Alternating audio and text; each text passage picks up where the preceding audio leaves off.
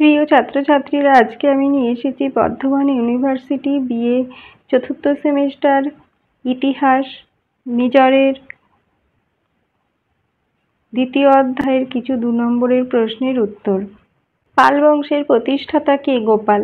গোপাল কিভাবে সিংহাসনে বসেছিলেন? পাল রাজা ধর্মপালের খালিমপুর তাম্রশাসন থেকে জানা যায় যে বাংলার বুক থেকে নৈরাজ্য দূর করে শান্তি স্থিতির প্রতিষ্ঠার জন্য বাংলার প্রকৃতিপুঞ্জ গোপালকে সমগ্র বাংলার রাজা হিসেবে নিযুক্ত করে। প্রকৃতিপুঞ্জ কথাটির অর্থ কী? প্রকৃতিপুঞ্জ কথাটির উল্লেখ পাওয়া যায় পাল রাজা ধর্মপালের খালিমপুর তাম্রশাসন থেকে। যদিও প্রকৃতিপুঞ্জ কথাটির অর্থ নিয়ে পণ্ডিত মহলে বিতর্ক রয়েছে। একদল ঐতিহাসিক মনে করেন প্রকৃতিপুঞ্জ কথাটির অর্থ দেশের সমগ্র জনগণ, আবার অপর গোষ্ঠীর ঐতিহাসিকরা প্রকৃতিপুঞ্জ কথাটির অর্থ করেছেন দেশের সামন্ত রাজা বা নেতৃত্বস্থানীয় কর্মচারীবৃন্দ। গোপালকে কোন অভিধায় ভূষিত করা হয়েছিল? মুঙ্গের লিপি অনুযায়ী গোপাল বৌদ্ধ ধর্মাবলম্বী ছিলেন এবং তাকে খালিমপুর লেখতে পরম সৌগত বলা হয়েছে। অদন্তপুরী বিহার কে নির্মাণ করেন? তিব্বতী পণ্ডিত লামা তারকনাথ বলেছেন যে গোপাল অদন্তপুরী বিহার নির্মাণ করেছিলেন। ধর্মপালের প্রধানমন্ত্রী কে ছিলেন? গর্গ নামে এক জনৈক ব্রাহ্মণ। ধর্মপালের শিক্ষাগুরু কে ছিলেন? পাল রাজা ধর্মপালের শিক্ষাগুরু ছিলেন বৌদ্ধ পণ্ডিত হরিভদ্র। দেবপাল কখন সিংহাসনে বসেন? ধর্মপালের মৃত্যুর পর তার যোগ্য পুত্র দেবপাল সিংহাসনে বসেন। তার মতোই দেবপাল ছিলেন বীর এবং রণকুশলী। বাদাল স্তম্ভলিপি থেকে জানা যায় যে দেবপাল 810 থেকে 850 খ্রিস্টাব্দ সময়কালের শাসনভার সামলেছিলেন। দেবপালের মন্ত্রী কে ছিলেন? দেবপালের সময় মন্ত্রী ছিলেন ব্রাহ্মণ দর্ভপাণি ও তার পৌত্র কেদার মিশ্র।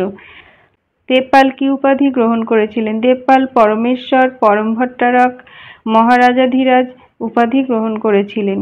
গৌড়ীয় রীতি কি? পাল আমলে সংস্কৃত রচনার ক্ষেত্রে এক নতুন রীতির জন্ম হয়েছিল যা একান্তভাবেই ছিল বাংলার। এই নতুন রচনা কৌশলকে বলা হয় গৌড়ীয় রীতি। শব্দের আড়ম্বর ও অনুপ্রাসের প্রাচুর্য এই রীতির প্রধান লক্ষণ। পাল রাজবংশের প্রথম শাসক কে ছিলেন? গোপাল ছিলেন পাল রাজবংশের স্রষ্টা এবং রাজবংশের প্রথম শাসক। বাংলায় মাৎস্যন্যায় অবসান ঘটাতে এক বিপ্লবে জনগণ গোপালকে তাদের রাজা হিসেবে বেছে নিয়েছিল। ধর্মপাল কে ছিলেন? পাল বংশের প্রতিষ্ঠাতা। গোপালের যোগ্য পুত্র সুদক্ষ যোদ্ধা এবং কূটনীতিজ্ঞ ছিলেন ধর্মপাল। তিনি প্রাচীন বাংলার সর্বশ্রেষ্ঠ সম্রাট, যিনি পাল বংশকে একটি আঞ্চলিক শক্তি থেকে সর্বভারতীয় সাম্রাজ্যে পরিণত করেন। ত্রিপাক্ষিক সংগ্রামে ধর্মপাল কাকে কনৌজের সিংহাসনে বসান? ভাগলপুরে প্রাপ্ত নারায়ণ পালের তাম্রপট্ট থেকে জানা যায় যে কনৌজে ধর্মপালের অধিকারে আসার পর তিনি কনৌজের সিংহাসন থেকে ইন্দ্রায়ুধকে বিতাড়িত করে নিজ মনোনীত চক্রায়ুধকে কনৌজের সিংহাসনে বসান। ধর্মপাল কনৌজ অতিক্রম করে কোন অঞ্চল জয় করেছিলেন? মুঙ্গের তাম্রপট অনুযায়ী ধর্মপাল কনৌজ অতিক্রম করে কেদার ও গোকর্ণ দখল করেছিলেন। এই কেদার ও গোকর্ণ হল যথাক্রমে গাড়োয়াল ও নেপাল অঞ্চল। প্রথম মহিপালের আমলের উল্লেখযোগ্য শিলালিপি কি? প্রথম মহিপালের রাজত্বকালের উল্লেখযোগ্য শিলালিপি হল সারনাথ লিপি এবং নালন্দা লিপি। এর থেকে জানা যায় প্রথম মহিপাল বারাণসী ও মিথিলা জয় করেছিলেন। সেন বংশের প্রতিষ্ঠাতা কে ছিলেন? সেন বংশের প্রতিষ্ঠাতা ছিলেন সামন্ত সেন। তিনি কর্ণাট অঞ্চল থেকে বাংলায় আসেন এবং রাঢ় অঞ্চলে নিজের বসতি স্থাপন করেছিলেন। বিজয় সেন কে ছিলেন? বাংলায় সেন বংশের প্রথম স্বীকৃত স্বাধীন শাসক ছিলেন বিজয় সেন। তিনি গৌড়ের শাসক মদন পালকে পরাজিত করেছিলেন। তিনি পরমেশ্বর, পরম মহেশ্বর, পরম ভট্টরক, মহারাজাধিরাজ উপাধি গ্রহণ করেছিলেন। তার রাজধানী ছিল বিজয়পুর। তার সভাকবি ছিলেন উমাপতিধর, যিনি দেওপাড়া প্রশস্তি রচনা করেছিলেন। শৈব ধর্মের অনুরাগী বিজয় সেন 1098 থেকে 1198 খ্রিস্টাব্দ পর্যন্ত রাজত্ব করেন। বিজয় সেন সম্পর্কে জানার অন্যতম উপাদানগুলি কি কি? সেন বংশের প্রকৃত প্রতিষ্ঠাতা বিজয় সেন সম্পর্কে জানার অন্যতম উপাদান হল বিক্রমপুর তাম্রশাসন, উমাপতিধরের দেওপাড়া প্রশস্তি এবং কবি শ্রীহর্ষ রচিত বিজয় প্রশস্তি। দ্বিতীয় বরাহ কে ছিলেন? সেন আমলের শ্রেষ্ঠ স্মৃতিশাস্ত্র লেখক ছিলেন ভবদেব ভট্ট। তিনি বহু বিষয়ে সুপণ্ডিত ছিলেন। গ্রহ নক্ষত্র বিজ্ঞানে অসাধারণ পাণ্ডিত্যের জন্য তাকে দ্বিতীয় বরাহ বলা হয়। দশকর্ম দীপিকা প্রায়শ্চিত্ত প্রকরণ তার উল্লেখযোগ্য রচনা। কবি জয়দেব কে ছিলেন? সেন আমলের সর্বাপেক্ষা গুরুত্বপূর্ণ সাহিত্যকর্ম হল কবি জয়দেব রচিত গীতগোবিন্দ। গীতগোবিন্দ ছিল এই আমলের অন্যতম শ্রেষ্ঠ সাহিত্যকীর্তি ও জনপ্রিয় কাব্য। কবি জয়দেব সংস্কৃত সাহিত্যে নতুন প্রাণ সঞ্চার করেছিলেন। লোকায়ত জীবনের নানান দিক তার কাব্যগ্রন্থে প্রতিফলিত হয়েছে। সেন আমলের কয়েকজন বিশিষ্ট শিল্পীর নাম লেখো। সেন আমলের বিশিষ্ট শিল্পীদের মধ্যে উল্লেখযোগ্য ছিলেন শূলপাণি, সূত্রধর, বিষ্ণুভদ্র, কর্মভদ্র, তথাগতসার প্রমুখ।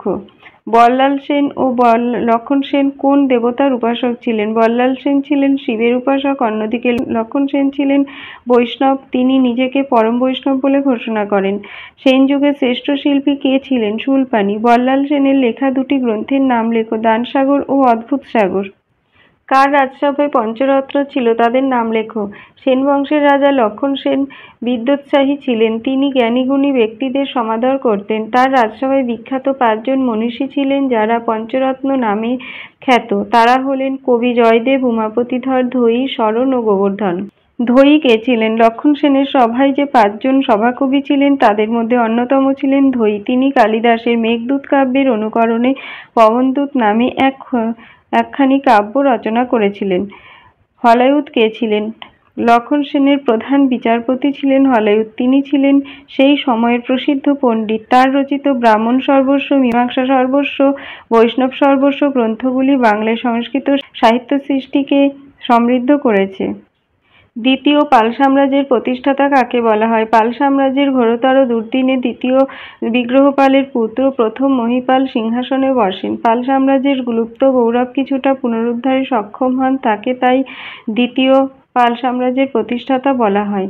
কৈবর্ত বিদ্রোহ কাকে বলে? কৈবর্ত বিদ্রোহ ছিল উত্তর বাংলার একজন সামন্ত প্রভু কৈবর্ত প্রধান দিব্যর নেতৃত্বে রাজা দ্বিতীয় মহীপালের বিরুদ্ধে বিদ্রোহ।